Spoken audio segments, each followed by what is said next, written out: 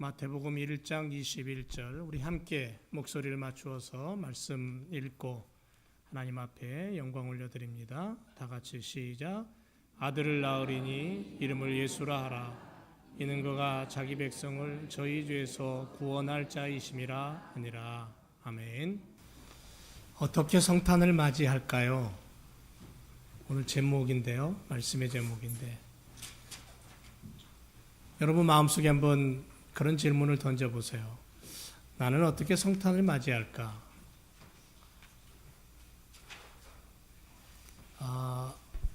이탈리아 르네상스 시대의 천재 화가였던 레오나르도 다빈치가 500여 년 전, 한 1506년에서 1513년 그 사이에 오간에 프랑스의 루이 12세를 위해서 그렸던 작품이 하나 있습니다. 르네상스 시대의 옷차림을 하고 있는 예수님. 오른손을 들어서 축복을 하고 왼손에는 동그란 크리스탈로 된 구슬 하나를 들고 있는 모습을 그린 예수님의 초상화가 있습니다.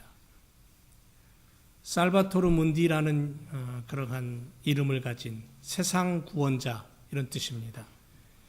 이 그림이 지난 11월 16일 날 경매에 나왔습니다. 미술 경매에 나왔는데요. 미술 경매 사상 최고 금액으로 낙찰이 됐습니다. 4억 5천 30만 달러. 그림 한 장에. 어떤 사람은 이걸 놓고 가짜다. 어떤 사람은 진짜다. 이런 논쟁도 있기는 합니다만은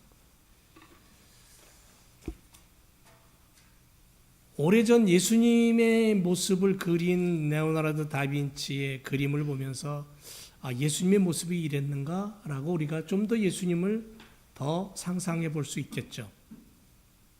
물론 천국 가면 예수님 만나요. 그러면 진짜 예수님의 모습이 어떤지 우리 알 수 있습니다. 근데 이 그림을 누가 사갔는지 아세요? 사우디 왕자가 사갔습니다. 사우디 왕자하고 예수님하고 무슨 관계가 있을까요?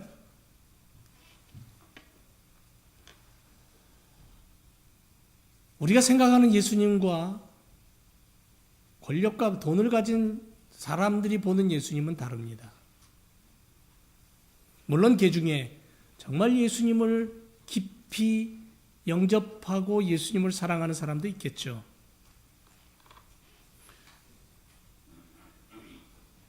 돈이 많으니까 그 그림을 사다 놓으면 자기 이름도 나고 또 나중에 더 비싸질 수 있다라는 그러한 어떠한 계산이 들어가 있을지도 모르겠습니다. 이 그림을 경매에 내놓은 회사는 과연 예수님을 어떻게 생각할지. 어린아이들은 성탄절 하면 떠오르는 게 산타크로스, 선물, 이것과 연결을 시킵니다. 장사하는 분들에게 있어서 성탄절 하면 매상과 직결되겠죠. 교인들에게 성탄절 하면 어떻게 생각됩니까? 가장 먼저 어떤 생각이 떠오르십니까? 혹시 우리 말고 다른 저쪽 동네에는 아마 그렇게 생각할지 모르겠습니다. 연말 이웃 돕기, 크리스마스 트리, 회식, 이런 것들이 생각날 것 같습니다. 많은 사람들이 성탄절 마음이 들뜨고 친구들과 어울리고 마시고 먹고 노는 시간. 미국에 이민자로 와서 살고 있는 우리들은 2017년 올해 어떤 성탄절을 맞이하고 있습니까? 스프링필드 제1한인교회 믿음의 공동체에 있는 우리들은 어떤 마음과 어떤 모습으로 성탄절을 맞이하고 보내야 될까요? 성경 속으로 들어가서 성경 속에 예수님이 태어날 그 당시, 과거 2000년 전 그들의 모습은 어땠는가? 성경을 통해 살펴보면서 오늘 우리들을 점검하고 우리의 모습을 좀 다잡았으면 좋겠습니다. 그게 아마 오늘을 사는 우리들에게 하나님이 원하시는 그러한 마음이 아닐까라는 생각을 해봅니다. 자, 성경에 보니까 가장 먼저 헤롯이라는 왕을 우리가 눈여겨볼 필요가 있습니다. 헤롯 왕의 모습과 그 반응. 헤롯 왕은 메시아의 탄생 소식을 듣고 피해의식이 꽉 찼습니다. 그리고는 어리석은 행동을 합니다. 그는 왕이었습니다. 왕의 자리에 앉아 있었던 헤롯 왕은 권력이라는 욕심에 그는 사로잡혀서 결국은 예수님께서 유대인의 왕으로 태어난다는 소식을 듣자마자 자신의 자리, 자신의 권력의 위태로움을 느끼게 됩니다. 그리고는 무리한 행동을 합니다. 자신의 왕자가 흔들리고 빼앗길 것이라는 강박관념이 결국은 무참한 살인으로, 살인자로 그렇게 낙인 찍히고 맙니다. 성경은 그걸 우리들에게 고발하고 있어요. 예수님이 탄생하시던 그 시절, 마국간의 말구이에 태어나시던 그 시간, 그 나라를 다스리던 헤롯 왕은 자신의 권력욕에 사로잡혀서 수많은 사람들을, 수많은 어린아이들을, 2살 이하 모든 아이들을 죽이는 살인자가 되었다라고 성경은 오늘 우리들에게 그렇게 가르쳐주고 있습니다. 아니, 오늘을 사는 우리들에게 성경이 고발하고 있는 거예요. 헤롯 왕은 이랬다라고. 권력은 하나님께서 허락하실 때만 가능합니다. 로마서 13장 1절 이하에 보면 각 사람은 위에 있는 권세자들에게 굴복하라 그랬어요. 로마서를 쓰고 있는 바울은 권세는 다 하나님께로 나지 않음이 없나니 모든 권세는 다 하나님의 정하신 바라 그랬습니다. 모든 권세는 하나님이 주신 거예요. 그러나 그 권세를 자기의 욕심으로 잘못 사용할 때에 비참한 일들이 벌어지는 것을 우리는 역사를 통해서 배우게 되는 거죠. 헤롯 왕의 모습이 그렇습니다. 여러분, 로마의 도성을 불사는 사람이 누굽니까? 원로원의 의원들을 살해하고 제 동생도 참혹하게 죽여버리고 나중엔 자신의 어머니마저 싸늘한 시체로 만들어버렸던 사람, 시저입니다. 한 방울의 눈물도 흘리지 않았던 폭정의 사람, 네로가 다스리던 로마는 결국은 망하게 되는 거죠. 그래서 네로라는 한 사람이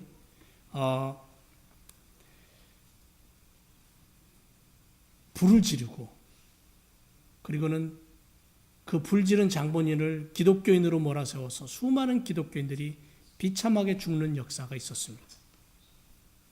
권력이라는 것이 하나님이 주신 것을 감사함으로 그것을 온전히 사용할 때에 그 사회가 행복해지고 나라가 행복해지지만 권력을 잘못 사용하게 되면 결국은 가정까지 파괴되는 거예요. 아버지라는 권위, 어머니라는 권위가 잘못 사용될 때 결국은 가정이 파괴돼요. 헤롯 왕의 모습을 통해서 성탄절에 우리에게 주시는 메시지는 뭐냐면 너희 속에 헤롯 왕과 같은 권력의 욕심에 사로잡히지 살지 말라는 거예요. 또 하나는 헤롯 왕은 명예라는 피해의식 속에 사로잡혀 있었습니다. 명예에 대한 피해의식, 명예욕에 사로잡혀 있었다는 거죠. 자신의 명예가 해가 될까 봐 막 태어난 아기를 죽여서라도 자신의 명예를 지키겠다고 혈안이 돼요. 잠언 10장 6절에 보면 의인의 머리에는 복이 임하거늘 악인의 입은 독을 먹는다 그랬어요. 의인을 기념할 때는 칭찬이지만 악인의 이름은 썩는다 그랬어요. 성도들은 늘 겸손함으로 예수님을 따라가야 돼요. 예수님을 본받아 살아야 돼요. 예수님의 이름을 높이며 살아야 돼요. 믿음의 사람들이 명예욕에 사로잡히면 결국은 예수님을 자신의 명예욕으로 이용해 버리고 마는 거죠. 그래서 헤롯 왕은 예수님을 믿지도 않았을 뿐더러 동방 박사들의 아기 예수가 메시아가 태어났다는 소식을 듣고 그는 그 명예라는 것을 놓치고 싶지 않아서 결국은 수많은 어린아이들을 다 죽여버리는 그런 비참한 모습으로 전락하고 마는 거죠. 그래서 헤롯 왕은 자신의 권력과 명예를 지키기 위해 그가 행동한 결과는 살인이었다라는 것을 성경이 우리에게 얘기해 주고 있는 거예요. 자신만을 위해 남들에게 고통을 안겨주고 절망케 하고 살인을 저지르고 얼마나 어리석은 행동인지 성경은 예수님 탄생 이야기에서 헤롯 왕을 이야기하면서 너희가 나를 믿고 내 자녀가 된다면 너는 이 땅을 살아가면서 결코 헤롯 왕과 같은 모습으로 살지 말아라. 그게 우리들의 교훈이에요. 예수님이 이 땅에 오신 것은 명예를 가지고 오신 것도 아니고 권력을 가지고 오신 것도 아니에요. 가장 낮아져서 인간의 손에 의하여 죽기 위해 오셨다라는 것을 우리가 오늘 기억해야 될 줄로 믿습니다. 또 한 무리가 있죠. 예수님의 탄생 기사를 성경을 읽어보면 또 한 무리가 있는데 그게 누구냐면 종교 지도자들의 모습입니다. 그들의 반응입니다. 메시아 탄생에 대해 그 당시 종교 지도자들은 굉장히 무관심했습니다.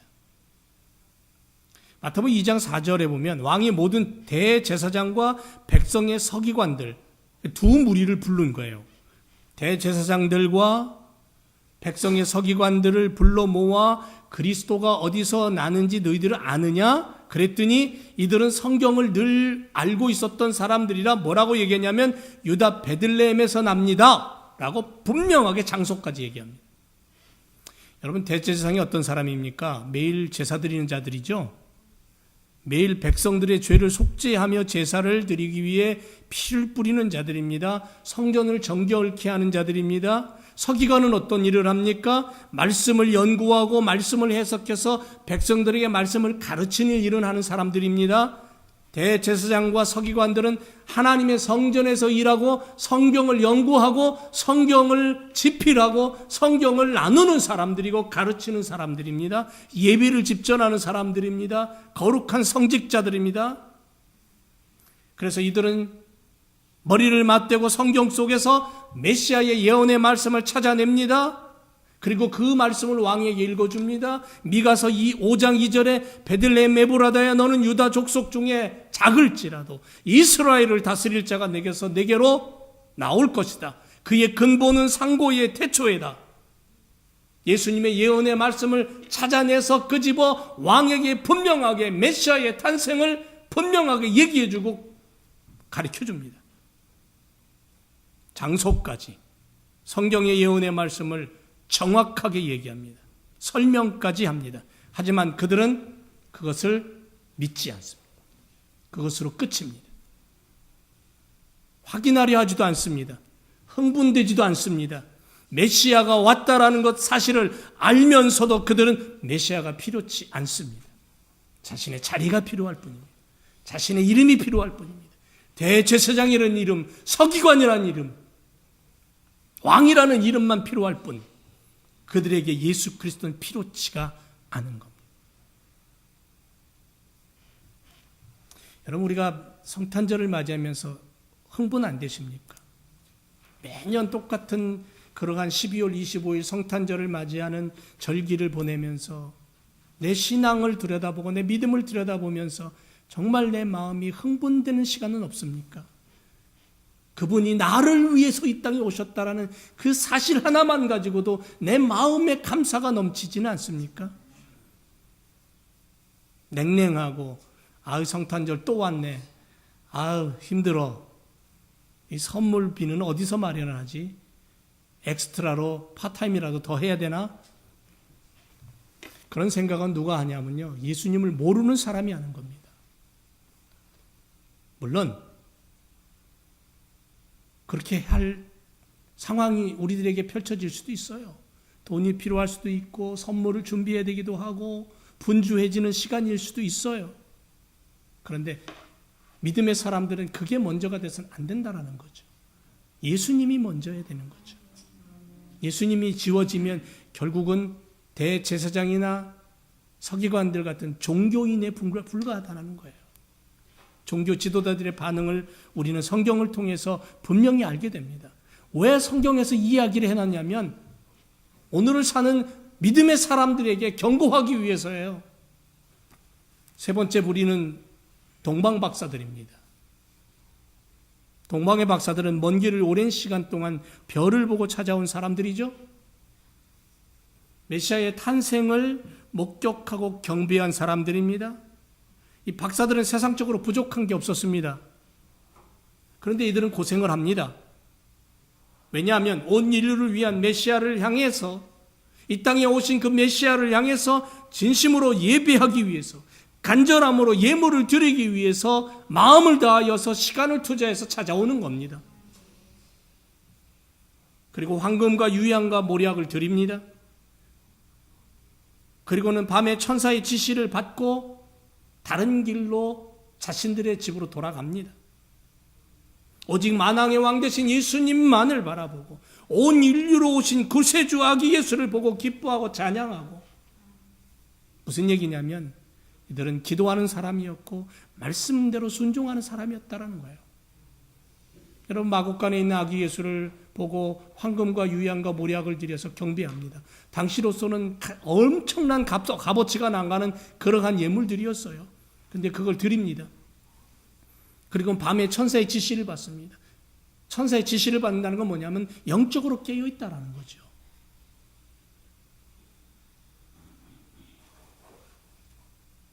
우리가 오늘 동방박사들 같은 모습을 우리 안에서 가졌으면 좋겠습니다.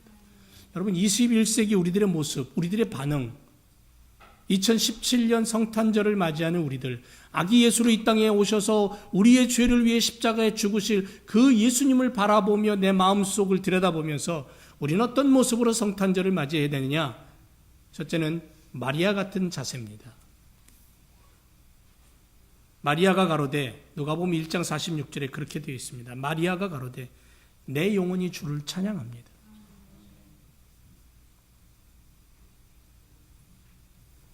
경배하고 예배합니다.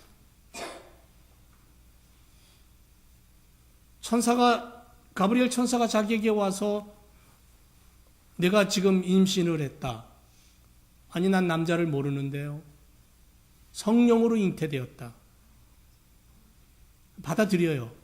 받아들인다는 건 뭐냐면 죽으면 죽으리라는 각오예요. 당시로서는. 바로 이 여인이 해산의 고통을 다 잊어버리고 이 땅에 태어난 말구 위에 누워있는 예수님을 바라보면서 경배합니다. 찬양합니다. 자기 아들이에요. 그럼에도 불구하고 그는 신앙의 모습으로 찬양하고 경배하고 예배합니다. 또 하나의 무리는 천사와 목자들이죠. 다른 사람들 다 자는 그 깜깜한 밤에 들판에서 양을 지키며 뜬 눈으로 밤을 지새우고 있던 목자들, 참 가난하게 살던 사람들입니다. 그들에게 천사가 나타나서 무서워 말라. 보라, 내가 온 백성에게 미칠 큰 기쁨의 좋은 소식을 너에게 전한다. 오늘날 다윗의 동네에 너희를 위하여 구주가 나셨으니 곧 그리스도 주시니라. 천사들의 소리를 듣고 그들은 달려갑니다. 천사들이 노래합니다. 목자들이 노래합니다. 마국간 안에는, 자그마한 마국간 안에는 짐승들이 예수님을 바라보며 노래하고, 들판에서 천사의 소리를 듣고 달려온 목자들이 노래하고, 하늘에서 천사들이 춤추며 노래하고, 우리가 오늘 21세기 2017년 성탄절을 맞이하면서 노래하는 성탄절이 돼야 돼요. 노래하는 절. 마음 깊은 곳에서부터,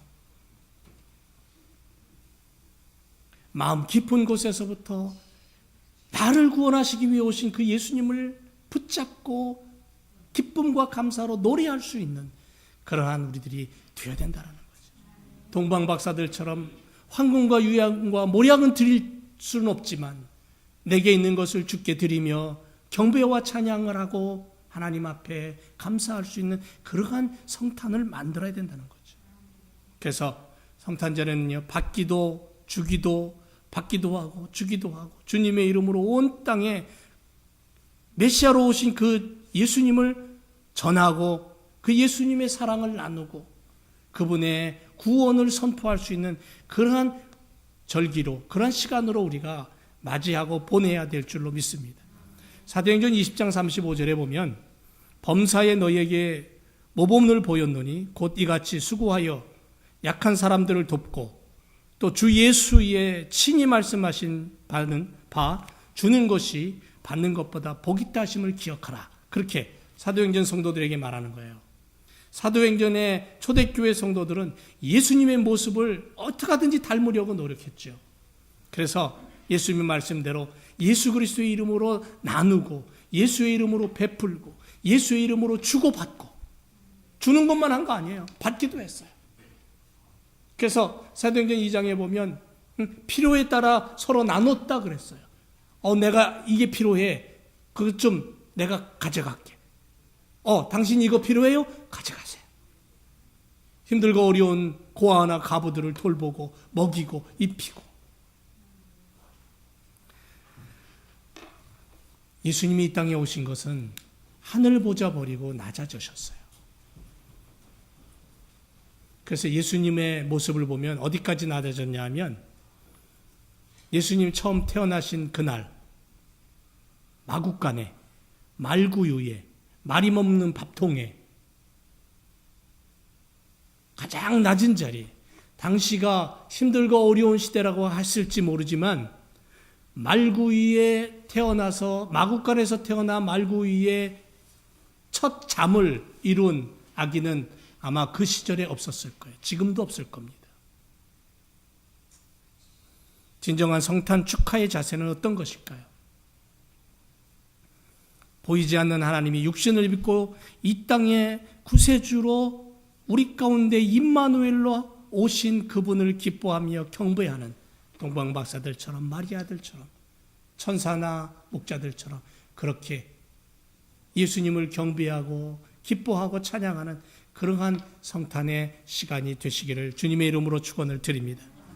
그분의 오신 목적, 낮아짐과 비우심과 죽으심과 그 모든 것들을 우리가 오늘도 기억하면서 성탄을 맞이하는, 그래서 내가 가진 것으로 나누고 베풀고 주님의 사랑으로 포로된 자에게, 고통받는 자에게, 절망하는 자에게, 아파하는 자에게 함께 할 수 있고 기쁨을 주고 희망을 주고 은혜를 나눌 수 있는 그러한 성탄의 시간을 우리가 가질 때 우리로 하여금 그리스도의 생명의 복음이 전달되는 성탄의 우체부가 되는 그러한 삶을 우리가 살게 될 줄로 믿습니다. 기도하겠습니다.